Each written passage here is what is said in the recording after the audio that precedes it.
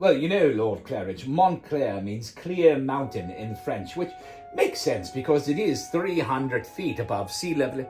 Oh, hello, my joyful subjects, yes. Cecil of Pungroania here, king of the dad jokes. Yes, I was just sharing with Lord Claridge some information about one of my favourite places to go, which is Montclair, New Jersey. I highly recommend a visit because it's a wonderful town that's got all sorts of shops and restaurants and places of interest. And one of my favorites is actually the Montclair Art Museum.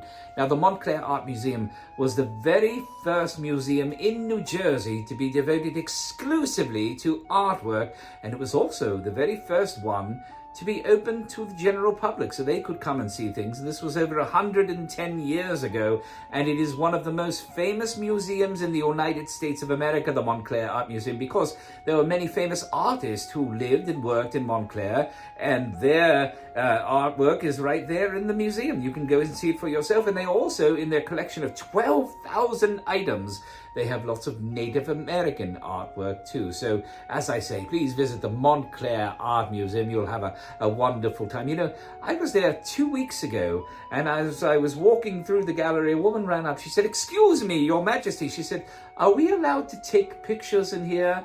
And I said, "No, I think you must leave them up on the wall. I don't think they want you taking the pictures with you on the way out." But, you know, maybe that was just me. Now, staying on the arts, this time moving on to the visual arts and great medium there, we talk about television. And television owes a great debt to someone from Montclair, a man named Alan Dumont. Now, Alan Dumont, in the early part of the 20th century, was an inventor and a scientist, and he took the cathode ray tube, which had already been invented, and he perfected it.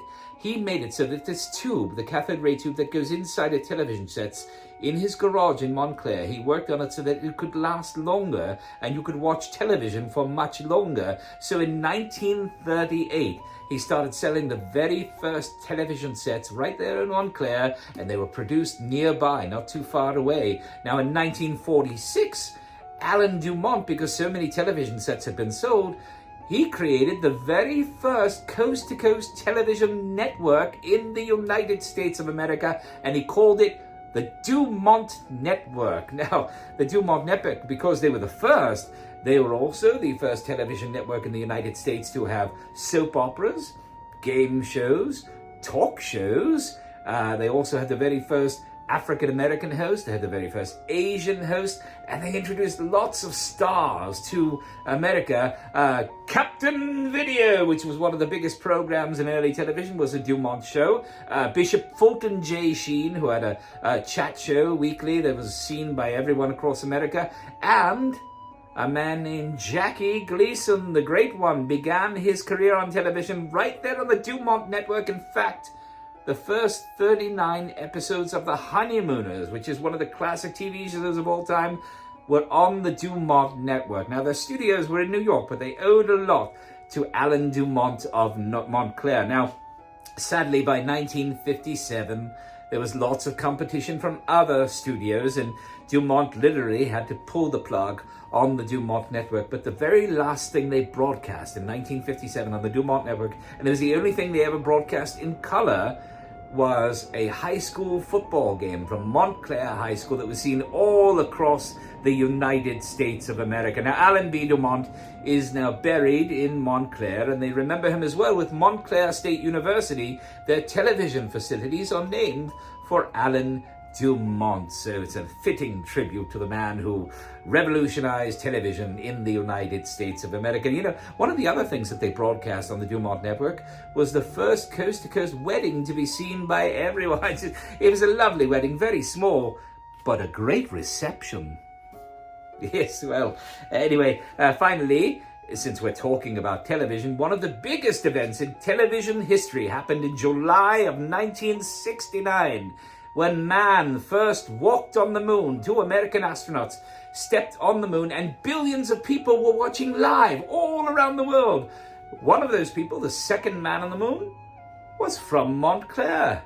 Buzz Aldrin. Yes, the American astronaut Buzz Aldrin. Now, all around the world, Buzz Aldrin has been honored and given all sorts of platitudes, but Montclair has not forgotten their hometown hero. In Montclair, there's a school named for Buzz Aldrin, and they've had very many events for him and celebrations for him over the years, and he's got lots of distinctions. He is a legitimate rocket scientist, Dr. Buzz Aldrin, and also he has a Disney character named for him as well. But here's something you may not know about Buzz Aldrin from Montclair. His mother, who lived in Montclair with him, her maiden name, her last name before marrying, was Moon. Yes, indeed. I know I'm the king of the dad jokes, but that is not a joke. Buzz Aldrin's mother's maiden name is Moon. So even as a boy in Montclair, he must have thought that was his fate one day, to go up there and visit the moon. You know, I was at a restaurant a couple of months ago that the theme of the restaurant was all about the moon and the solar system and all the planets. It was a lot of fun, great food, just no atmosphere. Oh, really, that one. All right. Anyway, I must be off, my friends. I'm heading off. I am buying tickets for 11 of my associates. We're going to a museum, and we're going to visit the museum there. But the museum tells me that if I buy a 12th ticket, and it is for the guide in the museum, it will make it less expensive because they said it is cheaper by the docent. Anyway, I have been Cecil of Pungroania, king of the dad jokes, and as I say, I recommend visiting Montclair, New Jersey. More information you can find here. Well, ha-ha for now, my friends.